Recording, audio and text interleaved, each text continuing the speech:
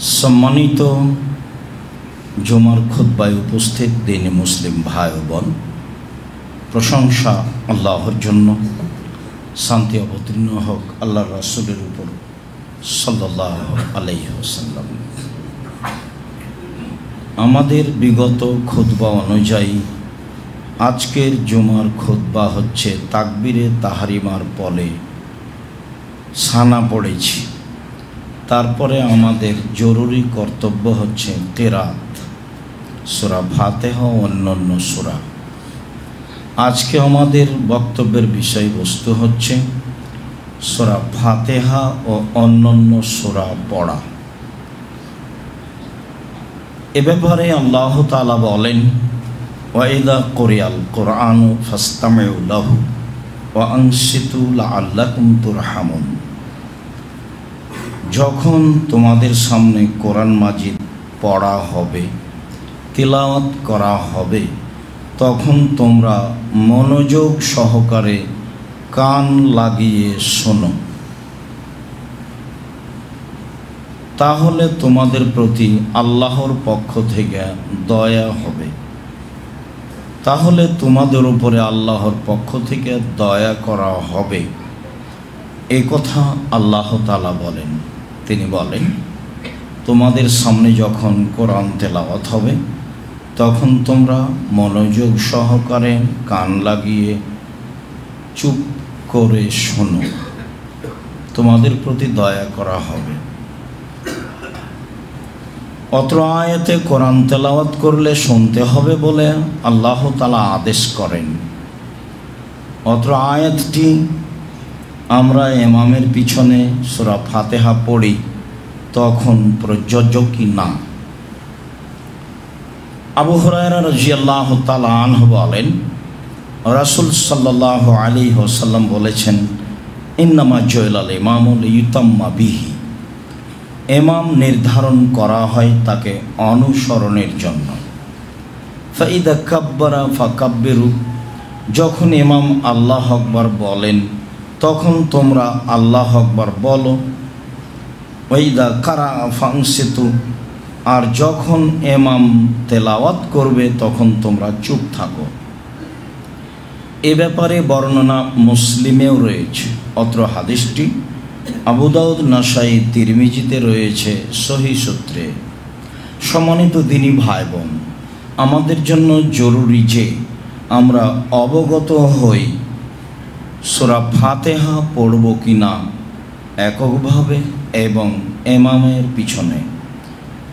তাতে আমরা এক পর্যায়ে শেষে গিয়ে আমিন বলবো কি না এবং তা জোরে না ধীরে।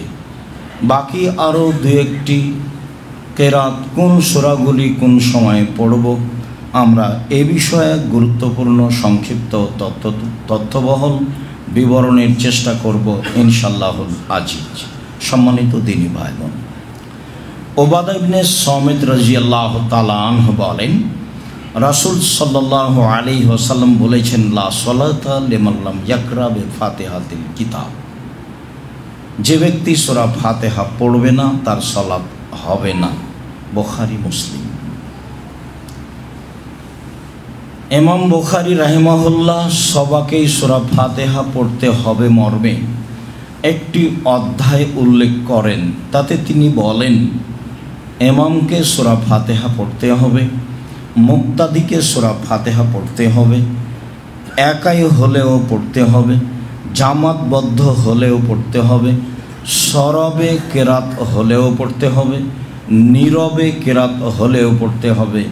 এই লম্বাভাবে একটি অধ্যায় উল্লেখ করেন ইমাম বুখারী রাহিমাহুল্লাহ এবং হাদিসগুলি তিনি ধারাবাহিকভাবে পেশ করেন। তাতে বোঝা যায় যে সবাকেই সূরা ফাতিহা পড়তে হবে, পড়তেই হবে, অন্যথায় সালাত হবে না বলেই স্পষ্ট করা হয়েছে।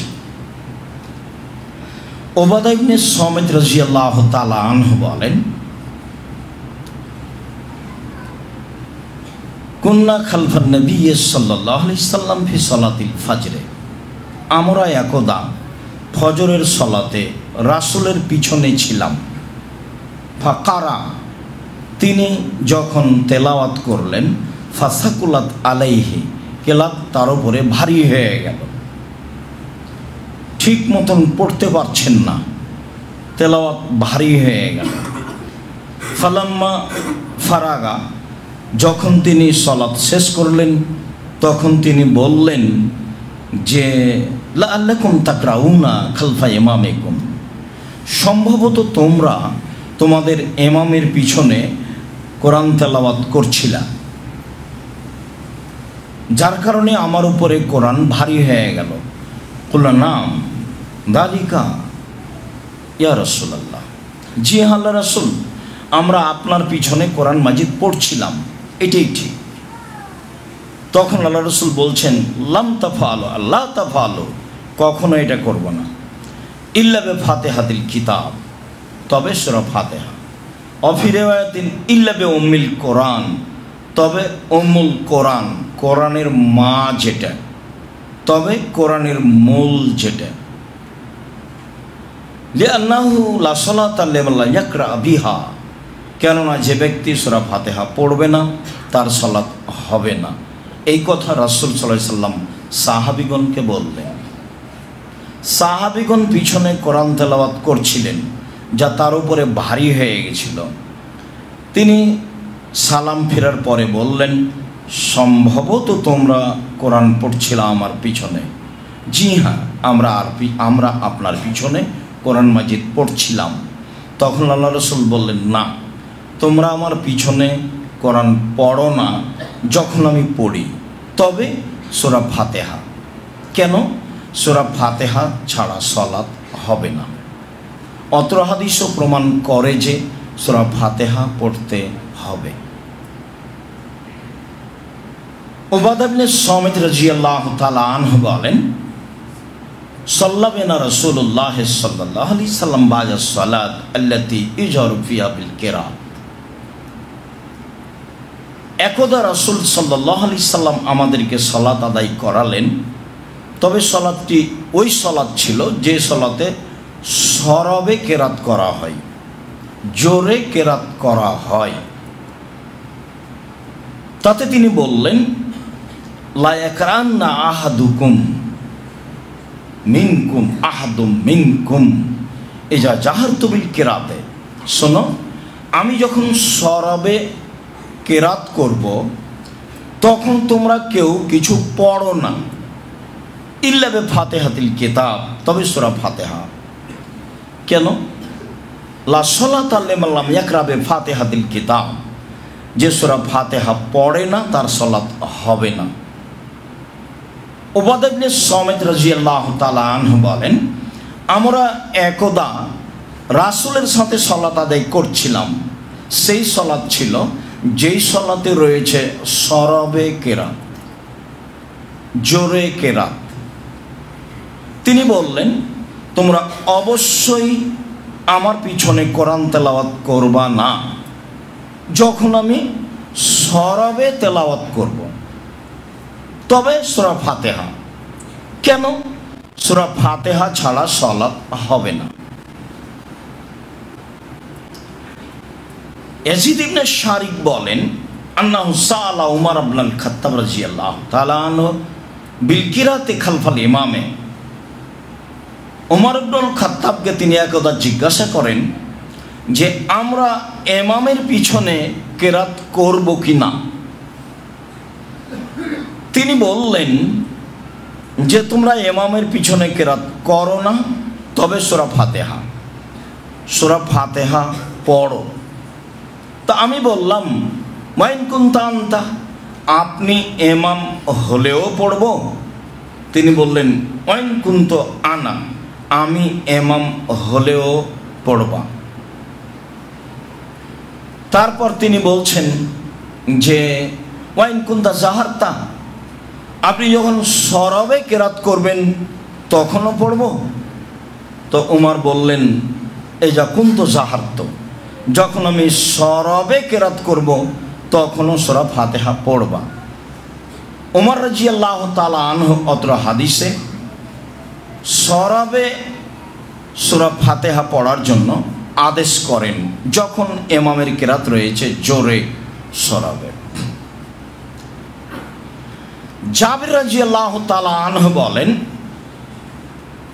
কুন্না নাকরাউ ফি যুহরি ওয়াল আসরি খালফাল ইমামে, আমরা ইমামের পিছনে জোহর আসর সালাত আদায় করতাম। আমরা ইমামের পিছনে জোহর আসর সালাত আদায় করতাম, তাতে আমরা পড়তাম ফি রাকাতানিল উলায়াইনি বিফাতিহাতিল কিতাব ওয়া বিসূরাতিন, সূরা ফাতিহা পড়তাম, তার সাথে অন্য সূরা পড়তাম জোহরে ও আসরে। অতীতের বিগত হাদিসগুলিতে প্রমাণ হলো যে সরাবে কেরাত হলে শুধু সূরা ফাতিহা, জোরে কেরাত হলে শুধু সূরা ফাতিহা। অত্র হাদিসে প্রমাণ হয় যে আমরা পড়তাম, সাহাবীগণ বলছেন এটা আমাদের নীতিগত অভ্যাস, এটা আমাদের অভ্যাসে ছিল, আমরা পড়তাম ইমামের পিছনে জোহর আসরের কেরাতে সূরা ফাতিহা এবং অন্য একটি সূরা। তাহলে যখন ইমাম নীরবে রয়েছেন তখন সাহাবীগণ সূরা ফাতিহা ছাড়াও অন্য সূরা পড়তেন। তাতে ইমাম কোনটা পড়ছেন এটা তো কেউ জানে না, কেননা সবাই তো নীরবে আছে। সূরা ফাতিহা ছাড়া অন্য পড়তেন মর্মে হাদিস সহিহ। তাতে তিনি বলেন, অফির রাকাতাইনিল উখরায়াইনি, তবে শেষ দুই রাকাতে বিফাতিহাতিল কিতাব, শুধু সূরা ফাতিহা। আমরা রাসূলের পিছনে জোহর আসরে প্রথম দুই রাকাতে সূরা ফাতিহা এবং অন্য সূরা পড়তাম। আমরা রাসূলের পিছনে জোহর আসরে শেষের দুই রাকাতে শুধু সূরা ফাতিহা পড়তাম। অত্র হাদিসে বোঝা যায় যে সাহাবীগণ নবী করিম সাল্লাল্লাহু আলাইহি সাল্লামের পিছনে জোহর আসরে নীরবে কেরাতে সূরা ফাতিহা পড়তেন, প্রথম দুই রাকাতে অন্য সূরাও পড়তেন, শেষের দুই রাকাতে শুধু সূরা ফাতিহা পড়তেন। সম্মানিত দিনী ভাই বোন, এই ছেলে ঘুমাচ্ছ কেন ওখানে? প্রয়োজনে জায়গা পরিবর্তন করতে হবে, আপনার কাছে আলোচনা যেন স্বাভাবিক মনে না হয়। আর আপনি গতানুগতিক জুমায় এসেছেন এটাও যেন মনে না হয়। আপনাকে আমি খুব ভালোবাসি, আপনি দূর দূরান্ত থেকে আসবেন এটা আমি কামনা করি। একাই আসবেন না, বন্ধু বান্ধব ভাই বোন আত্মীয় স্বজনকে নিয়ে আসবেন, এটা আমি ঐকান্তিক কামনা করি। আমি আপনার জন্য এসেছি, আপনার আমি কিছু না কিছু উপকার করবই করব ইনশাল্লাহ। এবং যেটা চূড়ান্ত সঠিক মানুষ হিসাবে আমি সেটুকুই করার চেষ্টা করব। মানুষ ভুলের ঊর্ধ্বে নয়, তবে একাধিকবার তদন্ত করেই বলি। আবু হুরায়রা রাদিয়াল্লাহু তাআলা আনহু বলেন, রাসূল সাল্লাল্লাহু আলাইহি সাল্লাম বলেছেন, মান সাল্লা সালাতান লাম ইয়াকরা ফিহা বিউম্মিল কোরআন আও বিফাতিহাতিল কিতাব, যে ব্যক্তি কোনো সালাত আদায় করলো সূরা ফাতিহা পড়লো না, ফাহুয়া খেদাজুন, তা অসম্পূর্ণ, তা অসম্পূর্ণ, তা অসম্পূর্ণ, গায়রু তামামিন, তা পূর্ণ নয়, তা পূর্ণ নয়। সূরা ফাতিহা না পড়লে সালাত অসম্পূর্ণ, তা পূর্ণ নয়। তিনি বলেন, সামিতু রাসূলুল্লাহ সাল্লাল্লাহু আলাইহি সাল্লাম, তিনি বলেন যে যারা পিছনে ছিলেন তারা বললেন, ইন্না কুন্না নারা, আমরা তো তোমার পিছনে থাকি আবু হুরায়রা, তো আমরা পড়ব তোমার পিছনে। তখন আবু হুরায়রা রাদিয়াল্লাহু তাআলা বললেন, ইকরা ফি নাফসিক, মনে মনে পড়ো। আমি যখন সরাবে কেরাত করব তখন তোমরা মনে মনে সূরা ফাতিহা পড়ো। সরাবে কেরাত হলেও সূরা ফাতিহা নীরবে, আর নীরবে কেরাত হলেও সূরা ফাতিহা নীরবে। তো যখন আবু হুরায়রা রাদিয়াল্লাহু আনহু বললেন সূরা ফাতিহা ছাড়া সালাত হবে না, তখন সাহাবীগণ বললেন, আবু হুরায়রা, আমরা তো তোমার পিছনে থাকি, তো তুমি তো সরবে কেরাত করছো, তবু কি করব?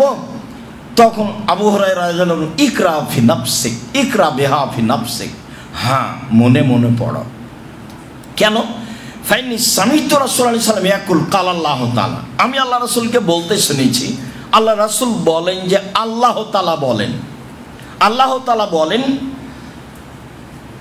কাসামতু সলাতা বাইনি ওয়া বাইনাল আবদি নিসফাইনে, সলাতকে আমার মাঝে আর আমার বান্দার মাঝে অর্ধাঅর্ধি করে ভাগ করে দিয়েছি। অর্ধেক আমার আর অর্ধেক আমার দাস দাসীর, সলাতকে আমি ভাগ করে দিয়েছি।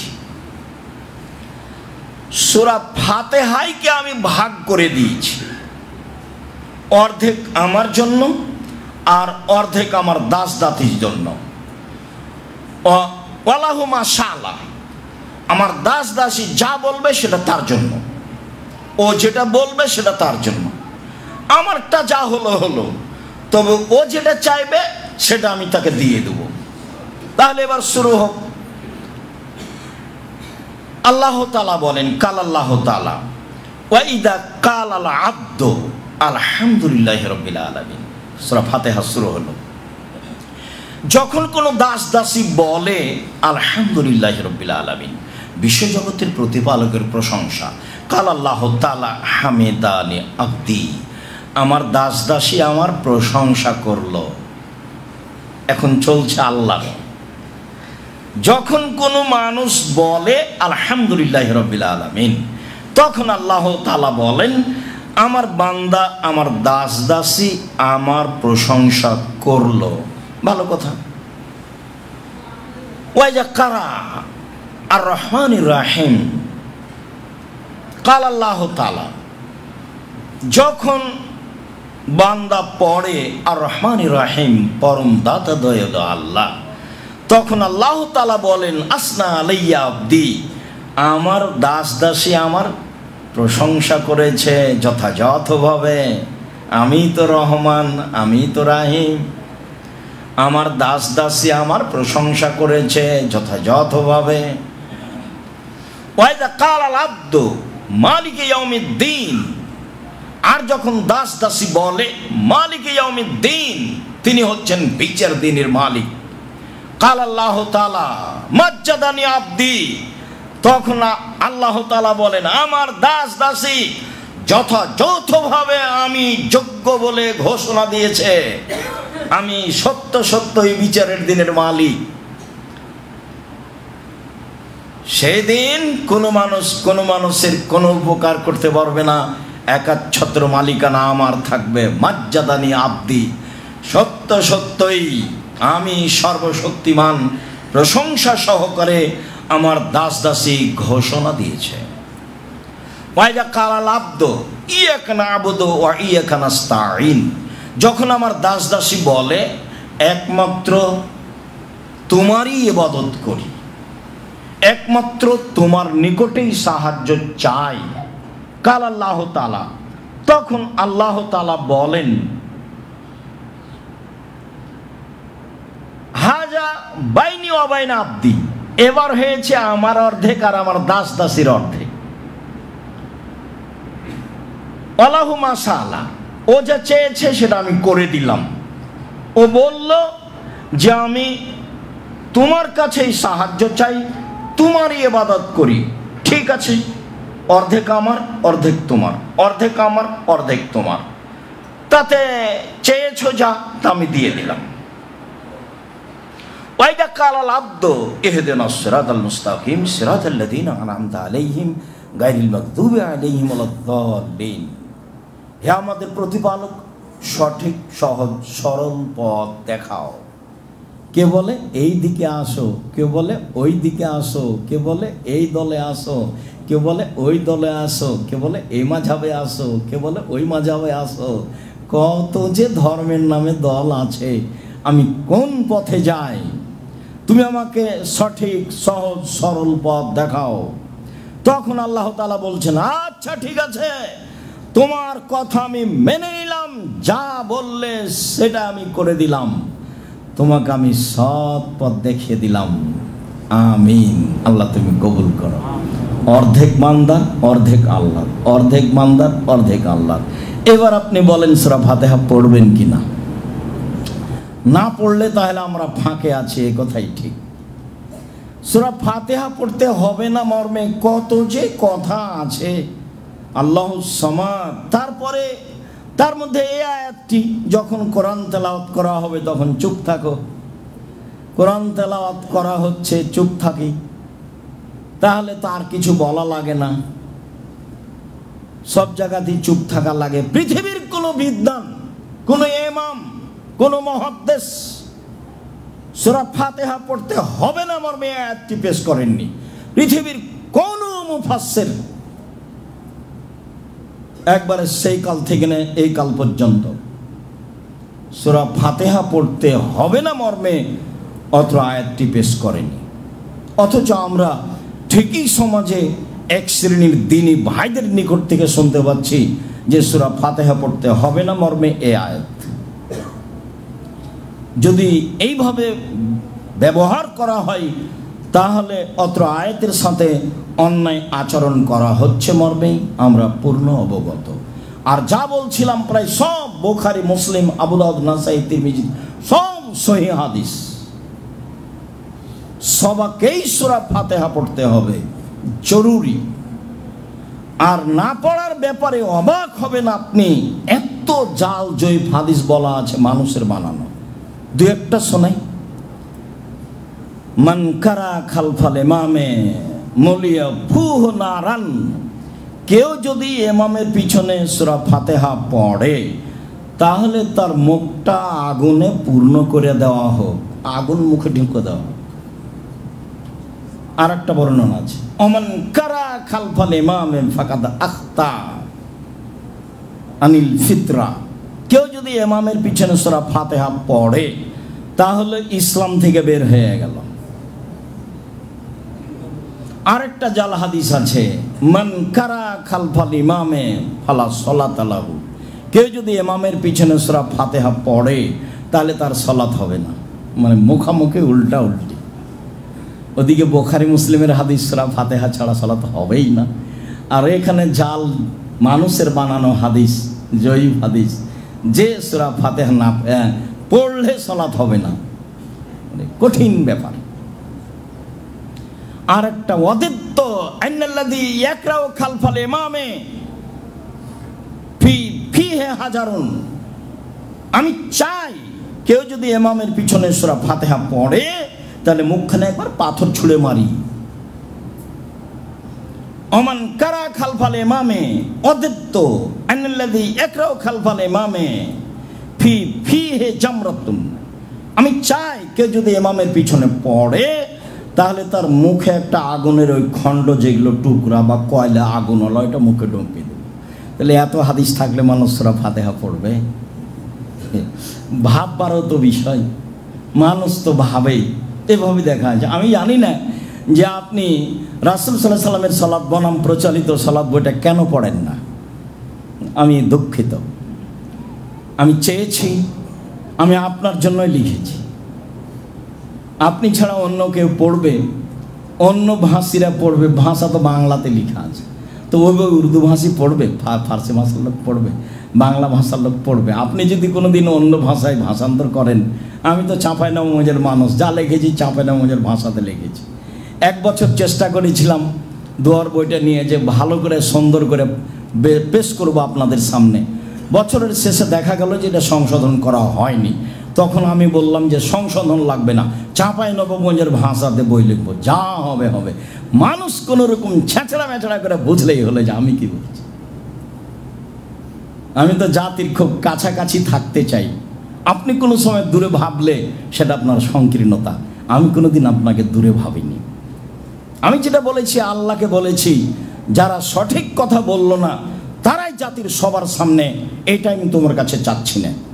আমি তাদের সামনে যেতে চাচ্ছি এ কথা নয়, তুমি সর্বশক্তিমান। যেখানে দেশের সর্বশ্রেণীর মানুষ আছে, উঁচু শ্রেণীর মানুষ, নিম্ন শ্রেণীর মানুষ, সামাজিকভাবে বড় পদের মানুষ, তুমি সেখানে এমন একটা বলিষ্ঠ কণ্ঠের মানুষ দাও, এমন ভাবে বলবে তার কথাই যেন থাকবে মাঠ ঘাট একবারে ধুলায় একাকার হয়ে যাবে, সব হবে কোরআন এবং সহিহ হাদিস। তুমি তো পারো, তুমি করো না কেন? করো তুমি, এটা তোমার কাছে চাচ্ছি। আর যদি বলো যে না তোমাকে দিয়ে হবে, তাহলে জাতির সামনে গ্রহণীয় করো। যারা খুতবা দিতে পারে সবার সামনে, তাদের তো কেসা কাহিনী চলে। তোকে আমরা জীবনেও কোনোদিন কেসা কাহিনী বললাম না, তবুও এমন জায়গা হয় না। তুমি তো পারো, তুমি তো সর্বশক্তিমান, ইন্নাকা আলা কুল্লি শাইইন কাদির। আমি এই অভিযোগ আল্লাহর কাছে করেছি, আপনার কাছে করে কি হবে? উনি যদি এতে করলেন মনে করেন তো করলেন, উনি যদি মনে করেন তাতে করলেন আছে তো করলেন।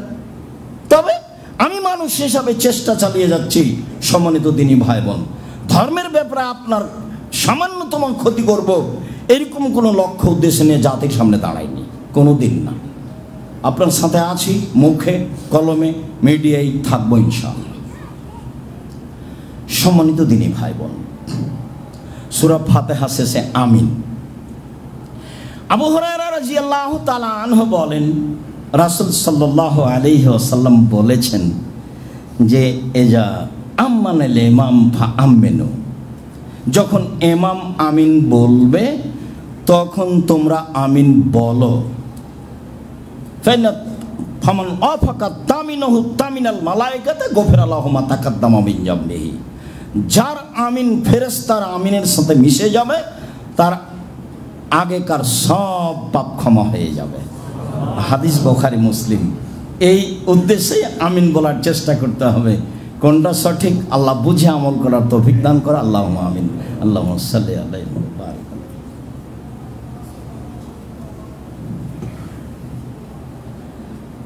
আবু হুরায়রা রাদিয়াল্লাহু তাআলা আনহু বলেন, রাসূল সাল্লাল্লাহু আলাইহি ওয়াসাল্লাম বলেছেন, ইযা কালাল ইমামু গায়রিল মাগযুবি আলাইহিম ওয়ালাদ-দাল্লিন ফাকুলু আমিন। পৃথিবীর মানুষ শুনে রাখো, যখন ইমাম বলবে গায়রিল মাগযুবি আলাইহিম ওয়ালাদ-দাল্লিন, তখন তোমরা আমিন বলো। ফাইন মান ওয়াফাকা কাওলুহু কাওলাল মালায়েকাতে গফিরা লাহু মা তাকাদ্দামা মিন যামবিহি। শোনো, মুক্তাদির ইমামের আমিন যদি ফেরেশতার আমিনের সাথে মিশে যায়, মিলে যায়, একসাথে হয়, তাহলে অতীতের সব পাপ ক্ষমা।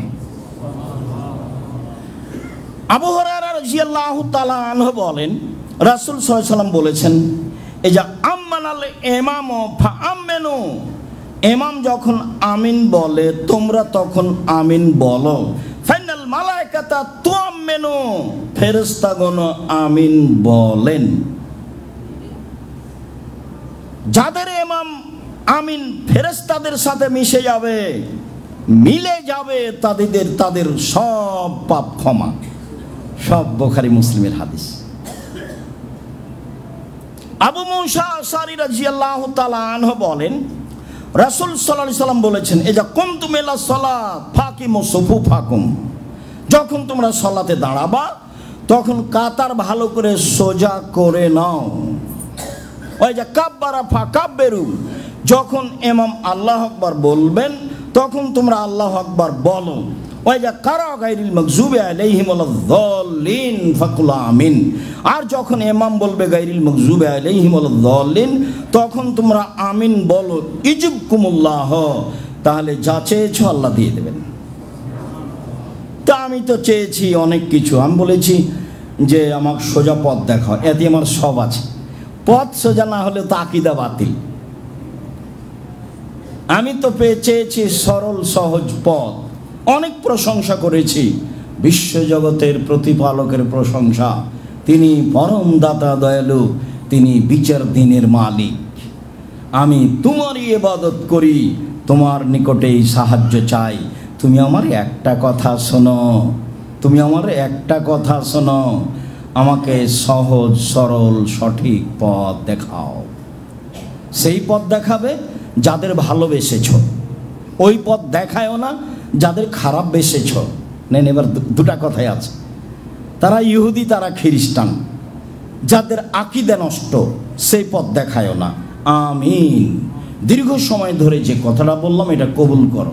তো কেউ যখন আমিন বলে তখন আল্লাহ বলেন ঠিক আছে, গ্রহণ করলাম।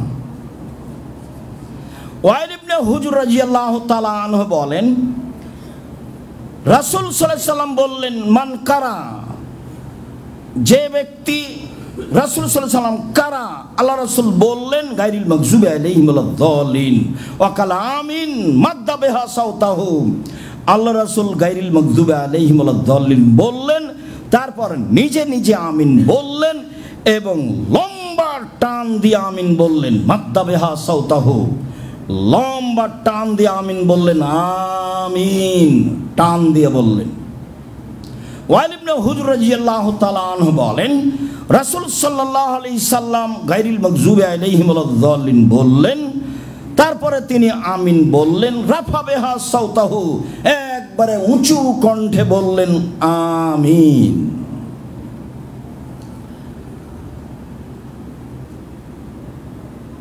আয়েশা রাদিয়াল্লাহু তাআলা আনহা বলেন, হাসাদাত আলাইকুম আও হাসাদাতকুমুল ইয়াহুদ মা হাসাদাতকুম আলা শাইইন। ইহুদিরা খ্রিস্টানেরা তোমাদের দুইটা বিষয়ে হিংসা করে, আর কোনো বিষয়ে হিংসা করে না। একটা হলো আলা সালামে ও তামিনে, যখন তোমরা পরস্পর সালাম বিনিময় করো তখন তাদের খুব খারাপ লাগে, তারা এই কণ্ঠ ঘৃণা করে। আর যখন আমিন বলো তখন তাদের খুব খারাপ লাগে, তারা এই আমিন বলা অপছন্দ করে, ঘৃণা করে। এটা হলো ইহুদিদের গতি। ইমাম বুখারী বলছেন, বাবু জাহরিল ইমাম বিতামিন, ইমাম বুখারীর অধ্যায় আমিন জোরে বলার অধ্যায়। ইমামকে আমিন জোরে বলতে হবে মর্মে ইমাম বুখারী একটি অধ্যায় উল্লেখ করেন। তাতে তিনি বলেন, আম্মানা আব্দুল্লাহ ইবনে জুবায়ের ওমান ওয়ারাহু, আব্দুল্লাহ ইবনে জুবায়ের বিশিষ্ট সাহাবী আমিন বলেছিলেন, তার পিছনে যারা ছিল তারা আমিন বলেছিলেন।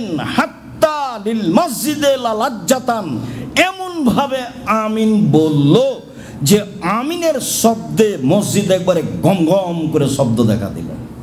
আপনি পড়েন, বই লেখা আছে, বুখারী পড়েন। যদি সলাতুর রাসূলে খুব একটা ভালো না লাগে তো বুখারী পড়েন। যারা বুখারী পড়ায় ভারত, বাংলাদেশ, পাকিস্তানে তাদের খুব মান মর্যাদা, সব প্রতিষ্ঠানে সবাই তাদের কাছে নত হয়ে যায়, তাদেরকে খুব সম্মান দেয়।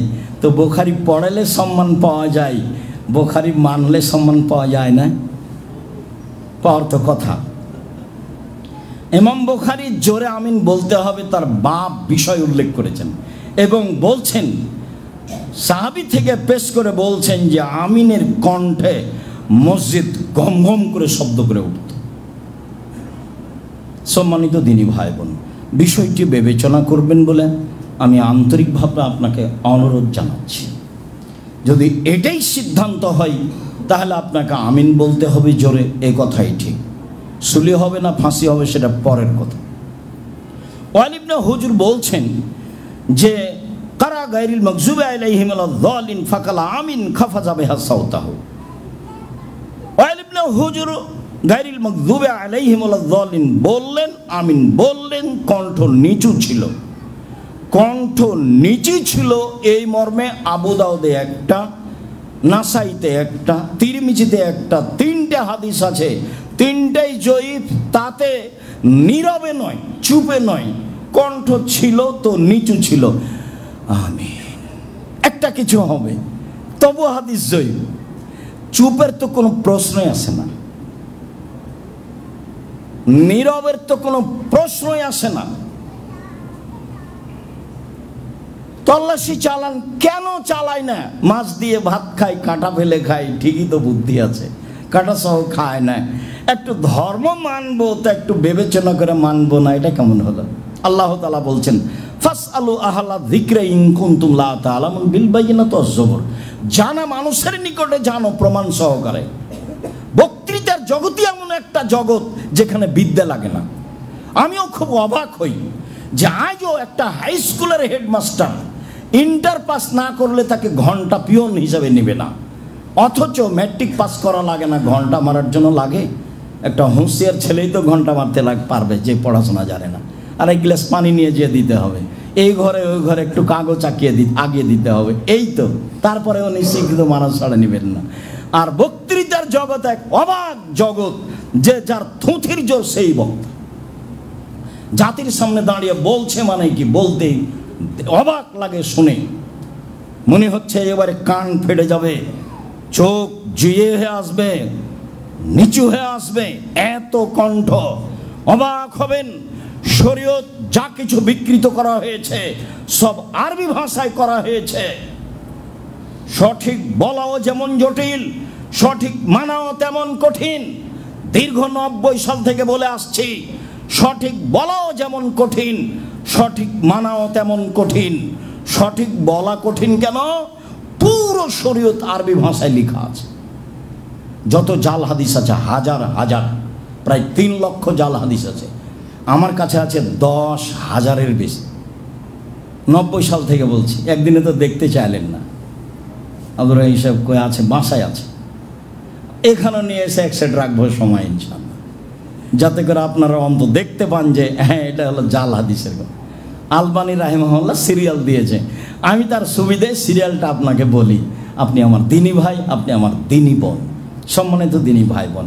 হুব্বুল ওয়াতান মিনাল ঈমান, দেশকে ভালোবাসা ইমানের অঙ্গ, মিথ্যা কথা। উতুলবুল ইলম ওয়ালা কানা বিসসিন, শিক্ষার জন্য চীন যেতে হতো বোঝাও, মিথ্যা কথা। এমন জিকির করো মানুষে দেখে বলবে পাগল, মিথ্যা কথা। আদম আলাইহিস সালাম ভারত থেকে 60,000 বার হজ করতে গেছে, তো 60,000 বছর বয়স লাগবে না? আর কিভাবে তিনি ভারত থেকে গেলেন হজ করতে? কে যে বলছে কি, আল্লাহুস সামাদ। এরই নাম বক্তৃতার জগৎ। বক্তৃতার জগৎ আসলে বিদ্যা লাগে না, যার কারণে বলেছি। আমি বলি না আমার তদন্ত চূড়ান্ত, এই কথা আমি বলিনি। আমি বলেছি আমার তদন্তে শতকরা 95 জন বক্তা মিথ্যু, আমার তদন্তে শতকরা 98 জন মুফাসসির মিথ্যু। ধর্মের নামে মিথ্যার আশ্রয় নিয়ে জাতির সামনে দাঁড়াচ্ছে। সম্মানিত দিনী ভাই বোন, একাধিক সহিহ হাদিস দ্বারা প্রমাণিত হয় যে রাসূল সাল্লাল্লাহু আলাইহি সাল্লাম ফজরের সালাতের ফরজ 2 রাকাতে সূরা ইখলাস এবং সূরা কাফিরুন পড়তেন। সূরা কাফিরুন এবং সূরা ইখলাস পড়তেন। সহিহ হাদিস দ্বারা প্রমাণিত হয় যে রাসূল সাল্লাল্লাহু আলাইহি সাল্লাম ফজরের 2 রাকাত সালাতে সূরা ফালাক এবং সূরা নাস পড়তেন। এই দুটোতেই যথেষ্ট, ওই দুটোতেই যথেষ্ট। সহিহ হাদিস দ্বারা প্রমাণিত হয় যে রাসূল সাল্লাল্লাহু আলাইহি সাল্লাম ফজরের 2 রাকাতের 2 রাকাতেই সূরা জিলজাল পড়েছিলেন। প্রথম রাকাতও জিলজাল, পরের রাকাতও জিলজাল। আবু হুরায়রা রাদিয়াল্লাহু তাআলা আনহু বলেন, ইয়াকরাউন নবী সাল্লাল্লাহু আলাইহি সাল্লাম ফিল মাগরিব কিসার আল মুফাসসাল। রাসূল সাল্লাল্লাহু আলাইহি সাল্লাম মাগরিবের সালাতে পড়তেন সূরা বাইয়ানা থেকে নাস পর্যন্ত। মুখস্থ নাই নাকি আপনার? নেই কেন? নেই কেন? 3 মাসের মধ্যে আপনাকে কোরআন পড়া শিখতে হবে, শিখতেই হবে। অলসতায় দিন কাটে কেন? আপনি আমার দিনী ভাই, আপনি আমার দিনী বোন, কেন দিন কাটে? অন্তত 30তম পারা কোরআন মাজিদ মুখস্থ নাই কেন? মুখস্থ থাকতেই হবে। আপনি বৃদ্ধ মানুষ হলে কি হবে? এই মাঠে থাকতে হবে। দিনের 24 ঘন্টার একটা সময় বের করে মুখস্থ করে রাখতে হবে। সূরা বাইয়ানা, লাম ইয়াকুনিল্লাযীনা কাফারু মিন আহলিল কিতাব ওয়াল মুশরিকিনা মুনফাক্কিনা হাত্তা তাতিয়াহুমুল বাইয়িনা, এখান থেকে নাস পর্যন্ত মাগরিবের সালাতে পড়তেন। এর কমবেশি আছে, তবে এটা স্বাভাবিক নিয়ম। অফিল এশায় অসাতাল মুফাসসিল, আর এশার সালাতে সূরা বুরুজ থেকে নিয়ে বাইয়িনা পর্যন্ত পড়তেন। এইটা ওইটা মাঝে মধ্যে এইটা সেটা। অফিল ফাজরে তিওয়ালে মুফাসসাল, ফজরের সালাতে সূরা হুজরাত থেকে নিয়ে বুরুজ পর্যন্ত পড়তেন। তাহলে এতক্ষণ পর্যন্ত বলে আসলাম যে রাসূল সাল্লাল্লাহু আলাইহি সাল্লাম ফজরের 2 রাকাতে সূরা কাফিরুন পড়েছেন 1 রাকাতে, আর সূরা ইখলাস পড়েছেন 1 রাকাতে। তাহলে কোন দিন একবার বললাম যে রাসূল সাল্লাল্লাহু আলাইহি সাল্লাম ফজরের প্রথম রাকাতে পড়েছেন সূরা ফালাক, আর দ্বিতীয় রাকাতে পড়েছেন সূরা নাস। তাহলে কোন দিন একবার বললাম যে রাসূল সাল্লাল্লাহু আলাইহি সাল্লাম পড়েছেন ফজরের 2 রাকাতে জিলজাল। যদিও সাহাবী বলছেন এটা উনি ভুল করেছেন নাকি কি তা আমি বলতে পারছি না, মানে সাহাবী ওটা খুলে নেননি কথা, ওইভাবে আজ পর্যন্ত আছে মানুষের সামনে। ওটাকে সুন্দরভাবে বের করার কোনো পথ মানুষের নেই। তো 2 রাকাতে জিলজাল পড়েছেন, এই পর্যন্ত শেষ, বাকিটুকু আমার বুঝার দরকার নেই। তাহলে কোন দিন, বেশিরভাগ দিনই তিনি লম্বা সূরা পড়তেন ফজরের সালাতে, সূরা হুজরাত থেকে নিয়ে বুরুজ পর্যন্ত। তবে ব্যতিক্রমও করেছেন। একরাও রাসূলুল্লাহ সাল্লাল্লাহু আলাইহি সাল্লাম ফিল ঈদাইনে ওয়া ফিল জুমআ সাব্বিহ ইসমা রাব্বিকাল আলা ওয়া হাল আতাকা হাদিসুল গাশিয়া। ঈদুল ফিতর, ঈদুল আজহার কেরাতে রাসূল সাল্লাল্লাহু আলাইহি সাল্লাম আগে পড়তেন আলা, পরের রাকাতে পড়তেন গাশিয়া। জুমার সালাতে রাসূল সাল্লাল্লাহু আলাইহি সাল্লাম পড়তেন প্রথম রাকাতে সূরা আলা, দ্বিতীয় রাকাতে সূরা গাশিয়া। এটা হলো স্বাভাবিক গতি। আবু হুরায়রা রাদিয়াল্লাহু তাআলা আনহু বলেন, কানা নবী সাল্লাল্লাহু আলাইহি সাল্লাম ইয়াকরাউ ফিল ফজরে ফি রাকাতিল উলা আলিফ লাম তানজিল সাজদা ইয়াউমাল জুমা।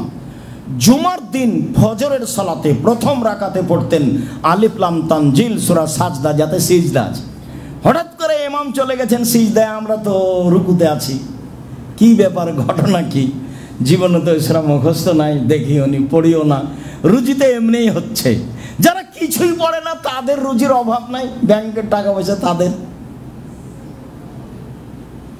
তার আমি না হয় অত কিছু করি না। আচ্ছা জান, কারো বিষয় উল্লেখ করে একদিন বাঁচার প্রয়োজন নেই। ইব্রাহিম আলাইহিস সালাম বলেন, সারা তোমাকে যদি বলে এটাকে, আমি বলে তুমি বলে এটা আমার ভাই, আমি তোমার কথা বলে দিয়েছি তুমি আমার বোন, তুমি যদি বলে এটা আমার স্বামী, তাহলে আমরা দুজন বিপদে পড়ে যাব। মনে রেখো সারা, এই মাটির ওপরে মাত্র 2 জন মুসলমান, আমি আর তুমি, সেই হিসেবে ভাই বোন তো বটে। ইব্রাহিম আলাইহিস সালামের চলে একাই, আর স্ত্রী দিয়ে আমার চলে না? আমি কেন পৃথিবীর 5 জনের দিকে দেখে হতাশা হয়ে যাই? পৃথিবী ডুবে গেল তো তা আমার কি? আমি বাঁচার চেষ্টা করি। ঠেকা থাকলে আলেম ওলামার থাক, সর্বশক্তিমান দেখছেন, উনি যা পারবেন করবেন। আমি আমার নিজেকে বাঁচাই। সারা পৃথিবীতে শুধুমাত্র বলছেন, চিন্তা করো না সারা, মাটির ওপরে 2 জন মুসলমান, আমি আর তুমি। এত বড় মানুষের 2 জন মিলেই চলে, মাটির ওপরে কোনো মুসলমান নেই, আমরা মাত্র 2 জন আছি। এত বড় মানুষের 2 জন দিয়ে চলে, যেটা মুহাম্মদ সাল্লাল্লাহু আলাইহি সাল্লামেরও বাপ। জিবরাইল আলাইহিস সালাম বলছেন, হাজা ইব্রাহিম ও আবুকা ফাসাল্লিম আলাইহি, ইনি হচ্ছেন ইব্রাহিম, ইনি আপনার বাপ, আপনি তাকে সালাম দেন। আল্লাহ রাসূল আগিয়ে গিয়ে বলছেন, আসসালামু আলাইকুম ইয়া আবি, হে আমার আব্বা আপনাকে সালাম। এবার হুবাহু এইভাবে বলছেন ইব্রাহিম আলাইহিস সালামকে, আব্বা আপনাকে সালাম। তখন ইব্রাহিম আলাইহিস সালাম বলছেন, ওয়া আলাইকাস সালাম ইবনি সালিহ ওয়ান নবিয়্যুস সালেহ, হে আমার সৎ ছেলে। ইব্রাহিম আলাইহিস সালাম বলছেন, আমার ছেলে তুমি, হে আমার সৎ ছেলে, তোমাকেও সালাম। তার পৃথিবীর কত বড় মানুষ, তার চলে, আমার কেন চলে না? নিরাশা হবেন না, স্বামী স্ত্রী, আপনি নিজে আগে বাঁচার চেষ্টা করেন, স্ত্রীকে নিয়ে বাঁচার চেষ্টা করেন, পরিবারকে নিয়ে বাঁচার চেষ্টা করেন। সম্মানিত দিনী ভাই বোন, বলছিলাম আব্দুল্লাহ ইবনে মাসউদ বলছেন যে রাসূল সাল্লাল্লাহু আলাইহি সাল্লাম ফজরের সুন্নাত 2 রাকাতে আর মাগরিবের সুন্নাত 2 রাকাতে সূরা কাফেরুন আর সূরা ইখলাস কতবার যে পড়েছেন তা আমি হিসাব করতে পারবো না। খুব বিশিষ্ট হুঁশিয়ার সাহাবী আব্দুল্লাহ ইবনে মাসউদ, যাকে মনে করা হতো আব্দুল্লাহ ইবনে মাসউদ মনে হয় রাসূলের বাড়ির সদস্য। ভিতরে যায় আসে, আমরা বাহির থেকে এসে মনে করতাম যে আব্দুল্লাহ ইবনে মাসউদ মনে হয় রাসূলের বাড়ির সদস্য, ও তো ভিতরে চলে যায়, ও তো বের হয়ে আসে, ও তো ভিতরে চলে যায়, ও তো বের হয়ে আসে, তার মানে বেশি খবর জানেন। আব্দুল্লাহ ইবনে মাসউদ বলছেন আল্লাহ রাসূল ফজরের সলাতের 2 রাকাত সুন্নাতে আর মাগরিবের সলাতের 2 রাকাত সুন্নাতে কতবার যে সূরা ইখলাস এবং সূরা কাফিরুন পড়েছেন তা আমার হিসাবের বাইরে। সম্মানিত দিনী ভাই বোন, আমরা আপনাকে কিছু কেরাতের নমুনা পেশ করছিলাম। এছাড়াও অনেক আরও সূরা পড়ার প্রমাণ আছে। তেওয়ালে মুফাসসাল তো যেগুলো বড় বড় সূরা সেগুলো আছেই, রাসূল সাল্লাল্লাহু আলাইহি সাল্লাম অন্যান্য সূরা যেগুলো পড়েছেন সেগুলো আছেই। মোটামুটি আপনাকে আমি যেটা পড়ার ব্যাপারে আন্তরিকভাবে অনুরোধ জানাচ্ছি যে আপনি চেষ্টা করবেন জুমার দিন ফরজ সলাতে প্রথম রাকাতে সূরা সাজদা, আলিফ লাম তানজিল, দ্বিতীয় রাকাতে সূরা তাহার, বা আপনার ইমাম সাহেব পড়বেন, এটা আপনি মুসল্লি হিসেবে ঐকান্তিক কামনা করি আপনার কাছে, এটাই সুন্নাত।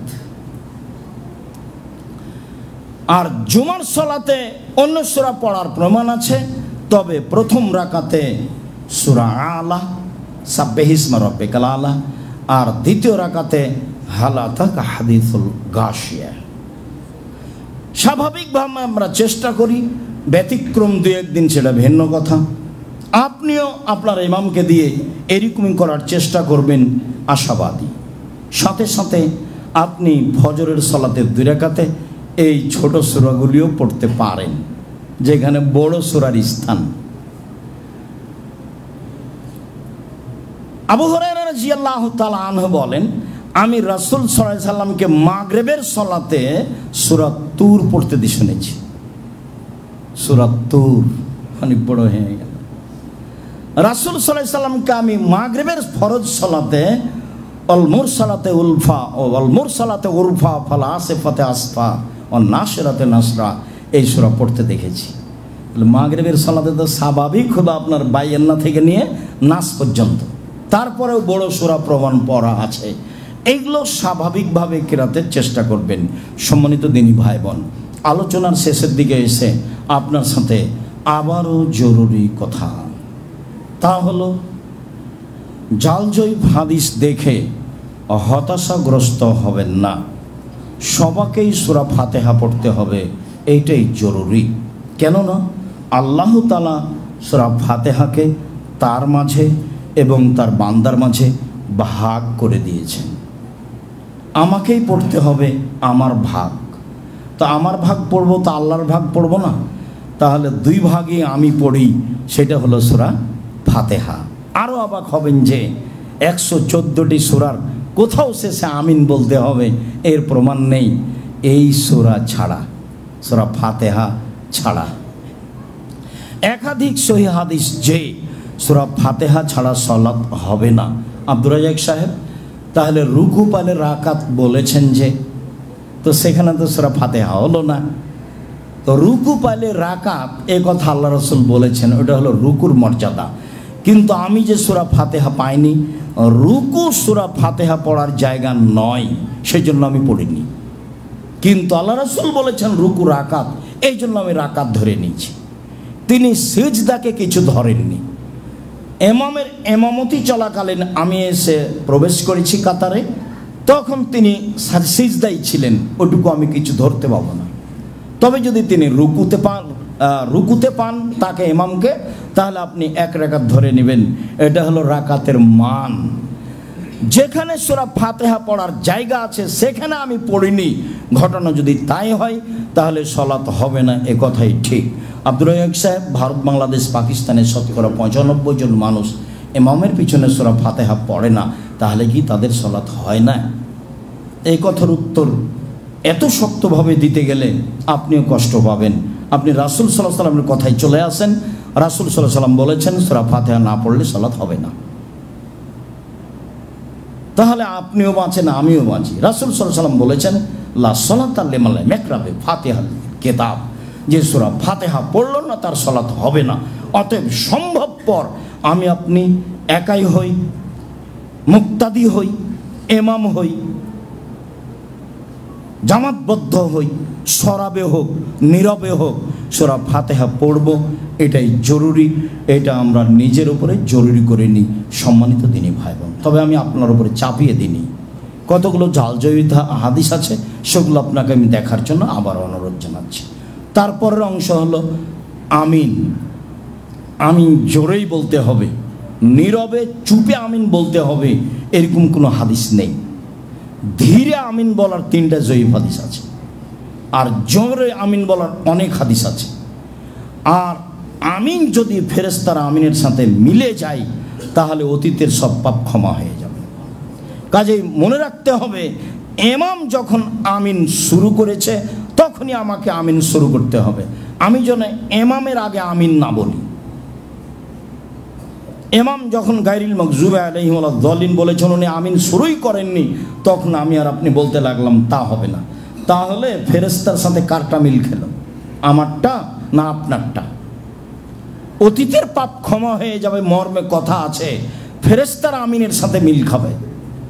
তাহলে আমি যদি এক সময় হই, ইমাম যদি এক সময় হন, তাহলে মিল খেলো কার?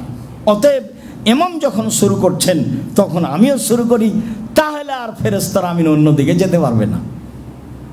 তাহলে 3টারই আমিন একসাথে হয়ে যাবে, ইমামের, মুক্তাদির, ফেরেশতার। সম্মানিত দিনী ভাই বোন, বিষয়টি ভালোভাবে খেয়াল করার জন্য আন্তরিকভাবে অনুরোধ জানাচ্ছি। কেরাতের যেগুলো নিয়ম বললাম সেগুলি সম্ভবপর চেষ্টা করবেন।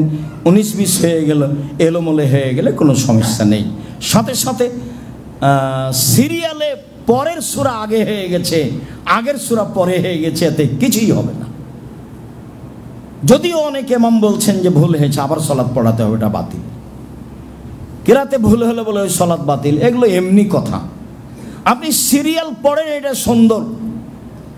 আগে সূরা বাকারা পড়েছেন প্রথম রাকাতে, আর দ্বিতীয় রাকাতে পড়ছেন সূরা নাস, কোনো সমস্যা নেই। সমস্যা আছে বলাই ভুল। আল্লাহ বলছেন যা তোমার সহজ হয় তা তুমি পড়ো। আমার সহজ হয়েছে সূরা বাকারা আগে পড়া, আর সহজ হয়েছে সূরা নাস পরে পড়া।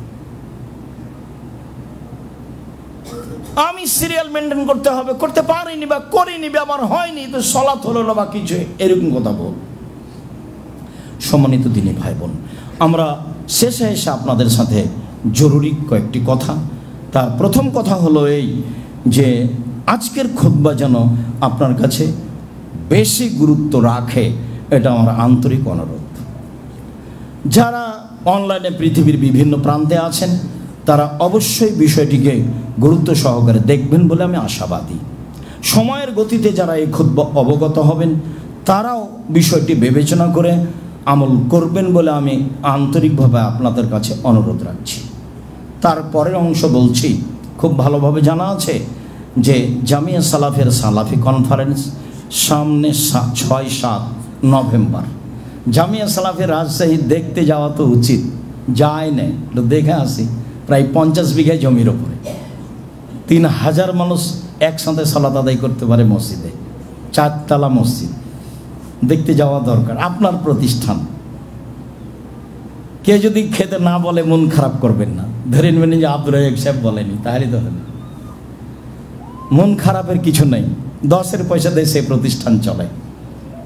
প্রায় 2200 ছাত্র জানুয়ারির হিসাবে, অনেক শিক্ষক, প্রায় 1000 মেয়ে জানুয়ারির হিসাবে, অনেক শিক্ষিকা। আর ইবতেসাম এলাহি জহির থাকবেন পাকিস্তান। ইবতেসাম এলাহি জহির, বাপের নাম হচ্ছে এহসান ইলাহি জহির, এহসান ইলাহি জহিরের ছেলে ইবতেসাম ইলাহি জহির। আমরাও আপনাদের সাথে থাকার চেষ্টা করব ইনশাআল্লাহ। দ্বিতীয় কথা হলো এই, আমার দিনী ভাই বোন, তার সহযোগিতার জন্য সবাই কুপন ব্যবহার করবেন, তা বেশি টাকার হোক তা কম টাকার হোক, অবশ্যই মূল্যায়ন করবেন। 10-এর পয়সা দিয়ে এগুলো হয়, যা খরচ হয় 12 থেকে 14 লক্ষ টাকা খরচ হয়। গত বছর 17 লাখ টাকা খরচ হয়েছে, বেশি হয়ে গেছে। আবদুল্লাহ একটু কী ফাংশন করে সেগুলোতে বেশি হয়ে যায়। আমি না করলেও আমাকে পাল্টা বোঝায় যে এই লাগবে সেই লাগবে, এই করতে হবে সেই করতে হবে, দিয়ে দেখা যায় অনেক খরচ। আমি যদি একটা বোঝাই তো আর একটা আমাকে বোঝাই। তো ভাইজান অবশ্যই এটা মূল্যায়ন করবেন, নিজের জিনিস। শিরক মুক্ত, বেদাত মুক্ত, দল মুক্ত, সংগঠন মুক্ত, হিংসা মুক্ত, বিষয়ভিত্তিক আলোচনা হবে। কাউকে ছোট করা হবে না, কাউকে খাটো করা হবে না। অবশ্যই সবাই একটা কুপন নেবেন, কম হোক আর বেশি হোক, আর যাবেন। তৃতীয় হলো এই, আমি কিছু পত্রিকা নিজে কিনেছি আপনাদের ফ্রি দেওয়ার জন্য। তখন আপনাদের বর্তমান মাসের একটা কিনতে হবে আর আমারটা ফ্রি নিতে হবে। ওটা জমা ছিল, আমি ওদেরকে টাকা দিয়ে কিনে নিয়েছি, যারা পত্রিকা ছাপায় ওদের কাছে। যখন ওদের ঘাটতি আসে তখন আমি দিই, মানে আমার তো টাকা দিই না, আপনাদেরটাই দিই। তো এখন আমি ওটা কিনে নিয়েছি আপনাদের ফ্রি দেওয়ার জন্য। তো একটা কিনলে আর একটা ফ্রি। তারপরের কথা হলো এই যে আজকের আলোচনা উপদেশ বইয়া আছে, আমার আন্তরিকভাবে অনুরোধ থাকছে অবশ্যই নেবেন, দেখবেন 5 জনকে নিয়ে দিবেন। তারপরে এখানে ব্যয়বহুল খরচ আছে, মাসে 3.5 লাখ টাকা লাগে। কেন আপনি আসেন তখন একটা প্রস্তুতি নিয়ে আসেন না? 500 টাকা হোক, 1000 টাকা হোক, 100 টাকা হোক, 200 টাকা হোক, আপনি খালি যায়েন না। আপনাকে জোরালোভাবে অনুরোধ করছি। আর সালাম ফিরে দাঁড়িয়ে যায়েন না। মানুষের পয়সা দিয়ে চলে, জামিয়া সালাফে কোম্পানি দিয়ে চলে না, বৈদেশিক পয়সা দিয়ে চলে না, কোনো বিত্তশালী দিয়ে চলে না। আমি আর আপনি যেটুকু সহযোগিতা করি এই দিয়েই চলে। সম্মানিত দিনী ভাই বোন, কথাগুলি একটু গুরুত্ব সহকারে দেখবেন। আল্লাহ আমাদের যারা মারা গেছে তুমি তাদের কবরের শাস্তি মাফ করো। আমরা যারা অসুস্থ তুমি তাদের আরোগ্য দান করো। আমরা যারা বেঁচে আছি তুমি তাদেরকে তোমার রাসূলের পদ্ধতি অনুযায়ী চলার তৌফিক দান করো। আজকের গুরুত্বপূর্ণ আলোচনা তোমার রাসূলের, অতএব তুমি একে মেনে নেওয়ার জন্য আমাদের সুযোগ করে দাও। আমরা যেসব দাবিগুলো পেশ করলাম এইগুলো তুমি ব্যবস্থা করার